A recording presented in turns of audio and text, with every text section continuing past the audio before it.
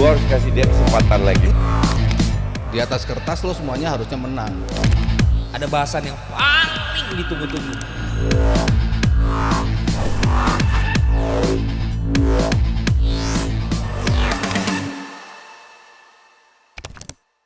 Tapi sebelumnya Nesa mau ngucapin juga selamat nih buat Yes. Pak CEO yang berhasil meraih penghargaan Indonesia Sport and Entertainment Awards sebagai komentator terfavorit. Ih, selamat Abang. Luar biasa loh. Gimana nih Aldi, Mas Aryo dan juga Koci ngelihat Abang di dalam siaran maupun di luar siaran? Panutan.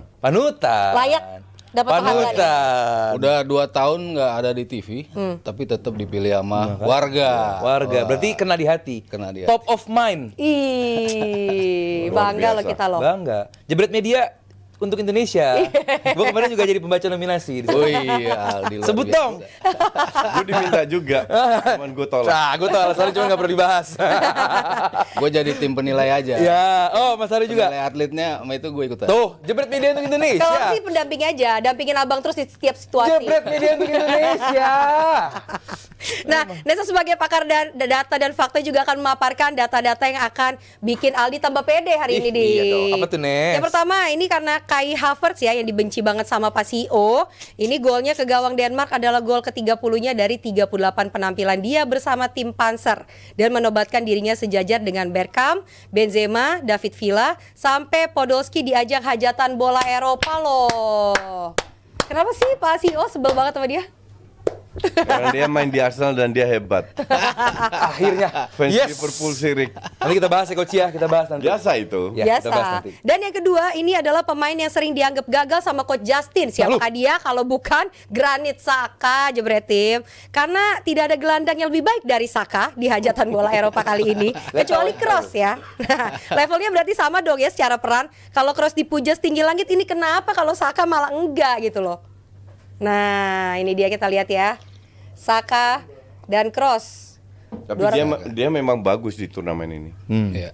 Sama di tahun terakhirnya dia di Leverkusen. Iya, iya betul. Bagian di Arsenal Cuman dia juga. untuk IPL agak lelet.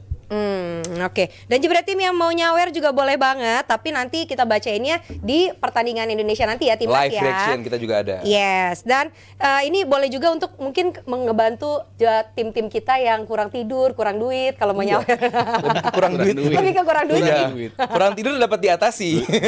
Duit selalu kurang. Langsung aja kita bahas Italia yang dipulangin sama Swiss di. Yes, sebenarnya di pertanyaan ini adalah segitu kehilangannya peran Calafiori dan Donnarumma sampai gendong tim sendiri. Cuman gue yakin ini Coach dan Mas Heryo setuju bahwa ini udah bukan lagi soal Spalletti pemilihan pemainnya. Emang ini secara tim, emang bukan tim yang paling siap untuk turnamen tahun ini kan Mas Heryo dulu deh. Iya, dari sisi permainan ya. Maksudnya kalau ngeliat sebuah tim di turnamen itu kan lo berharap sebuah tim itu tampil selama 90 menit itu konsisten. What it takes untuk menjadi tim yang bisa diperhitungkan dan melangkah jauh itu lo konsisten selama 90 menit paling enggak lah.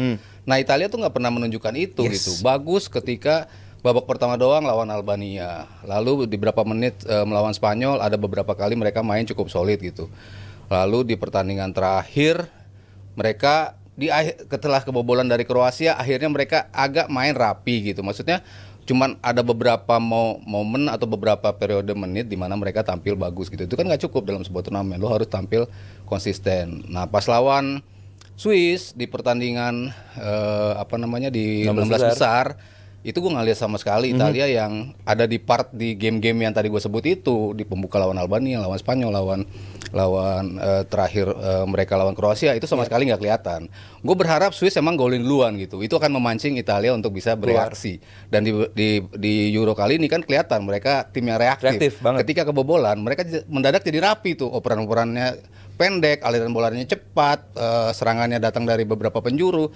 Lah tapi kok setelah kebobolan mereka nggak bisa nunjukin sama sekali apa yang mereka tunjukin selama babak penyisihan gitulah. Datanglah gol kedua, apalagi setelah itu makin bingung mereka, nyerang bingung, bertahan bingung. Harapannya dengan tampil defensif, apakah mereka ingin menahan Swiss supaya mereka adu penalti, karena kalau adu penalti emang Italia termasuk tim yang kuat untuk adu penalti. Tapi defense lo aja nggak bisa untuk execute semua game plan yang diminta Mas Spalletti. Jadi gue ngeliat pemilihan pemainnya juga, dan pemain yang dipilih pun sama sekali nggak bisa deliver. Setuju. Nah, Coach, di luar pertandingan menghadapi Swiss dulu deh kemarin, lu lihat Italia yang di bawah Spalletti ini seperti apa, Coach? Gue nggak setuju sama Mario. Yes. Untuk gue sih ini murni karena emang stoknya begitu. Itu pertanyaan gue Bukan yang di awal. pilihan pemain. Materi timnya. Ya, emang materi tim begitu. Bahkan dia sempat mencoba main 2 striker, 1 striker, di 1 striker lagi. Emang kualitasnya segitu aja. Dan untuk gue Italia nggak sebagus yang Haryo bilang. Bahkan di grup stage juga enggak. Ya, Lebih cuma sering paniknya daripada beberapa enggaknya. momennya, maksud gua sempat Momen bagus iya. ya. Ya, Kalau makanya- momen iya. Ya mungkin 5 menit, 10 menit. Tapi secara overall ini jauh dari Italia yang kita kenal. Dan kemarin itu sangat layak. Dan gue juga nggak setuju juga dengan judulnya. Dia bilang nggak ada caliber pontang. Lu boleh kebobolan 10. Lu cetak 12 gol, you still win the game. Masalahnya depannya bukan belakangnya. Lu nggak bisa cetak gol. You don't even create. Kalau nggak salah di menit 72 baru ada shot on target. Iya, sama sekali nggak ada peluang itu. Nggak ada lawan peluang Swiss. sama sekali. Jadi kenapa lu harus salahin Spalletti atau apa ya? Kocak. Itu orang yang benar-benar nggak ngerti bola kalau salahin pelatih Dengan pada kondisi kayak saat begini. pada saat striker nggak bisa cetak gol, sama kayak Denmark. Lu punya selevel Højlund. What do you expect? Dia bermain kayak Benzema kan nggak make sense gitu loh. Emang itu salah pelatih? Enggak. Cuman yang dia punya ya Højlund. Ngerti nggak? Paulsen udah tua, lambat juga. Win. Iya, Iya, jadi nggak tapi- bisa lu salahin pelatih. Ya, cuman kan Italia itu kan terkenal tim yang defense-nya cukup rapi gitu loh. Ketika mereka nggak kebobolan, mereka cukup cetak 1 gol itu kan. Itu kan era-era dulu gitu kan. Dulu. Era Iya, sekarang iya, iya. Maksudnya kan pertandingan yang lawan Spanyol kan mereka juga susah juga untuk ditembus. Spanyolnya pun meng-create chance berbanyak chance, tapi akhirnya golnya datangnya lewat gol bunuh diri Calafiori. Itu kan membuktikan bahwa defense mereka tuh sebetulnya lebih rapi. Tapi lawan Swiss yang nggak ada Calafiori, gue bilang agak sedikit pengaruh gitu. Oh Apalagi iya, tapi penggantinya- kalahnya bukan karena nggak ada Calafiori, Oh, iya, karena betul. mereka nggak bisa cetak gol. Penggantinya betul. Mancini pula. That's the whole Ya point. maksudnya mereka butuh keajaiban untuk mencetak gol. Tapi kalau mereka nggak kebobolan kan juga mereka bisa tetap stay on the game gitu. Tapi ini kan sama sekali ketika lo diserang lo langsung bobol gitu. Itu kan ya bukan Itali banget Iya. lah gitu. Donnarumma berapa kali melakukan save gitu. Nah. Kalau lini depan ya, memang materinya seperti itu lo. Kalau di expect dengan Skamaka, Iya, El Shaarawy, betul. Itu pemain-pemain poinnya. seperti itu. Raspadori. Tapi di tengah yang Jorginho sebetulnya bisa jadi pengatur ritme, kok nggak dipasang. dimainin? Bench. Kok nggak Iya. dimainin? Itu salah satu blunder menurut gue ya, nggak ada Jorginho tuh kan yang paling nggak dia bisa memainkan bola, Dirigent. bisa memegang ritme, bisa mendelay games. Nah itu, tapi lo maininnya si Fagioli. Lo- Nggak, itu nggak sangat it's too cheap untuk nyalain pelatih after the game ya. Karena dia dengan tidak memainkan Jorginho pasti ada gameplaynya. Tujuannya apa? Lebih menyerang. Karena ini Swiss, bukan Argentina, bukan Prancis, bukan Brasil. Dalam arti masih bisa Double. dilawan. Mainlah Fagioli. Fagioli lebih ke depan daripada, dan dia kasih berapa trupa yang cukup bagus. Walaupun golnya Freuler itu salahnya dia kurang ngikutin. But secara overall ya, tapi gue setuju harusnya ada yang dikorbankan harusnya untuk gue siapa? Barella. Walaupun pada akhirnya diganti. Walaupun pada akhirnya diganti. Barella itu gue nggak ngeliat dia perform ya mungkin match pertama itu apa, tapi dibilang bagus secara 4 match enggak. Ya kayak bingung gitu, bingung mau Iya. ngapain. Jadi megang harusnya gue bilang Jorginho tetap main. Benar apa yang Haryo bilang, dia bisa membuat balance di tengah, tapi Fagioli mah harus main juga. Nah di sosial media juga gue lihat banyak yang protes Spalletti diperpanjang sampai ke World Cup. Gue sih nggak melihat ini sebuah hal yang negatif ya. Sama. Karena emang ini tim ya balik lagi emang Betul. timnya gitu. Betul. Ya sekarang coach jadi atau Mas Heru jadi Spalletti pun mau ngapain? Betul, mau ngapain? Iya, iya. Betul. Dia udah berusaha kok mencoba memberi kesempatan banyak pemain. Dan emang katro kualitasnya. Iya. Dan ini kan bukan Italia doang. Kan hampir semua tim Transisi. katro. Ya lihat Inggris kemarin lah. Kurang voucher apa Iya. itu? Voucher. Ya Oke. pemilihan pemainnya kan juga based on rapor mereka di liga, dan mereka memang pemain-pemain yang ada yang terbaik di liganya lah ya, maksudnya. Tapi Ya, liganya seperti itu. Enggak lah. Ya El Shaarawy itu gue juga aneh juga kenapa dimainin. Yes, Sama Shaarawy. Cristante juga nggak jelas. Pas juga. banget gue menanya soal Cuman Cristante. si ya masuknya Calafiori, masuknya si Fratesi, pemain-pemain seperti itu kan emang di liganya memang lagi bagus. Jadi materinya yang ada memang ya seperti ini yang terbaik yang dia miliki gitu. Cuman kalau kita bicara jam terbang untuk main di timnas kan hal yang berbeda. Iya, Ketika lo main di betul. timnas, lo di liga oke, tapi di timnas lo butuh pemain-pemain yang Iya. ya lebih bisa menunjukkan ketika dibutuhkan. Nah itu nggak dipunya sama Italia. Kenapa pemain-pemain kayak siapa ya? Kayak Locatelli. Ya Locatelli deh. Nggak dibawa. Panggil. Locatelli kalau nggak salah sempat nggak fit, makanya dia nggak dipanggil. Oh, Kalau Immobile Locatelli. nggak juga? Emang udah lewat masanya. Udah terlalu lambat. Immobile udah enggak. Tapi nggak sevisioner Gareth Southgate ya. Luke Shaw cedera tetap dibawa.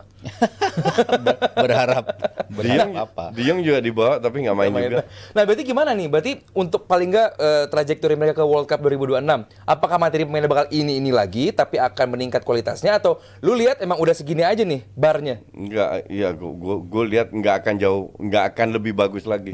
Karena murni Liga Serie A itu berkali-kali gue kritik, bertahun-tahun gue kritik, terlalu banyak mengambil pemain afkiran dari La Liga sama IPL, sehingga pemain muda tidak diberikan atau kurang diberikan kesempatan untuk bermain. Dan kelihatan sekarang pada saat lu ngandelin pemain tua-tua sampai juara Euro, regenerasinya nyaris nggak ada. Nah sekarang nih Iya. nangis lo, yang salah siapa ya, klub-klubnya itu.